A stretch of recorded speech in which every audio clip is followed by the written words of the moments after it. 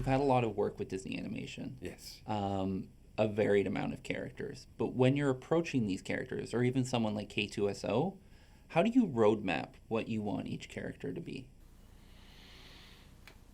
Oh, I don't know, man.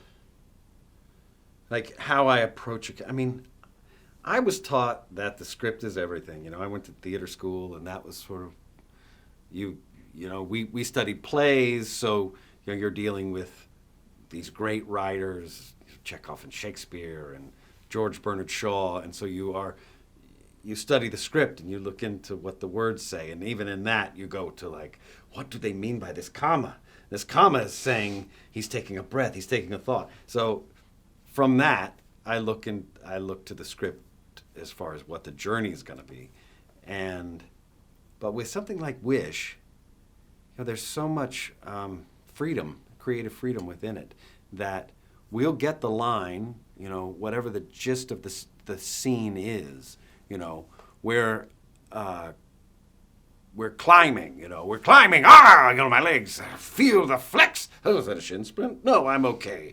Splinter. That's just right there. And we just play around and play around and play around, and then maybe they'll find this and find that, and that'll lead to something, and then you come back a month later and you realize this thing that we were just playing with, like, yeah, keep going on that idea that there's sharks in the water. Do that.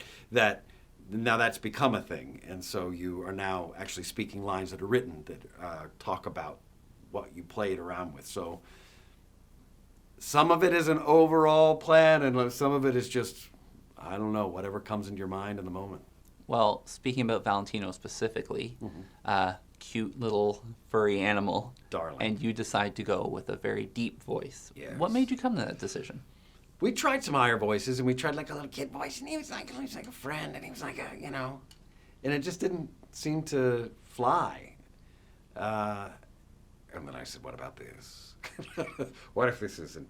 We kind of laughed at it. Like, yeah, go with that. Like, see how that works, and just read the lines, and it had a different, you know, it seemed to have air. It had some, it was buoyant.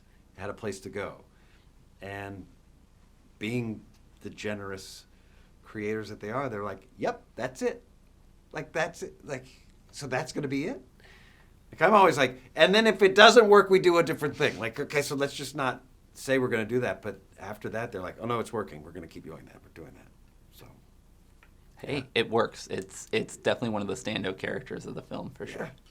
And when you're doing voiceover work or even live action work, like I said, such a varied career, what is the person or character that people tend to recognize you for most? For me, my introduction to you was actually Alpha on Dollhouse. So you were a very, you were a very unlikable type character, and then most of your career following, you've been like this lovable being. Right. So what's the one that you find people kind of... I'll hear people who are fans of dodgeball a lot, because it's an easy thing to just shout at you across the street.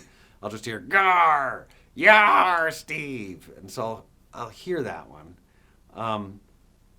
And then I think Firefly was another TV show by Joss Whedon that people will make the point of coming up to say, hey, you know, because the fans of that show, it's like a brotherhood. You know, we're together.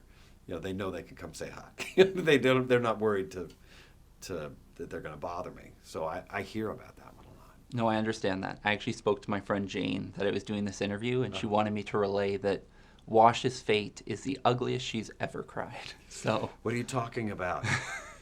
I haven't watched Serenity yet. How does it turn out? But clearly your work has had quite an impact on people, which is, that's what you want as an actor, for sure. Yeah.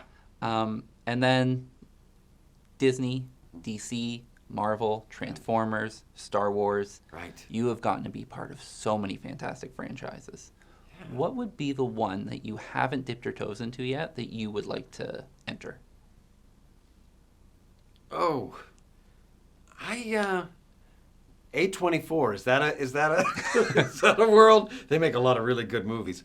I don't know, you know, I'm always just again, it goes back to the script. Whatever script comes along, whatever that script is, you mentioned DC, Creature Commandos. is something that James Gunn wrote that I looked at just the cover page of the art, and I'm like, well, how do these people fit together? This doesn't make any sense. There's a Frankenstein in it, and like another group of superhero-y people. Okay. And it's the best scripts I've read. It just was so good, and I can't wait for people to see it. So I would never have thought, oh, I've got to do that. But, oh, I'm so happy that I got to do that. And with Disney, Wish, I never would have thought about playing a goat. I don't know what the next thing is, and if they ask me or not, I don't know, but it's always a surprise. I would like to sing as Hey Hey. I just want to put that out there into the world that Hey Hey, if there's a Moana 2, Hey Hey should get his own beautiful, sad song. I think everyone can get on board with that. It's been a pleasure talking with you today. Thanks, man. I look forward to everything you have coming up, and I'm sure we're probably going to see you in Disney animation again. I hope so. Thank you very much. Cheers, man.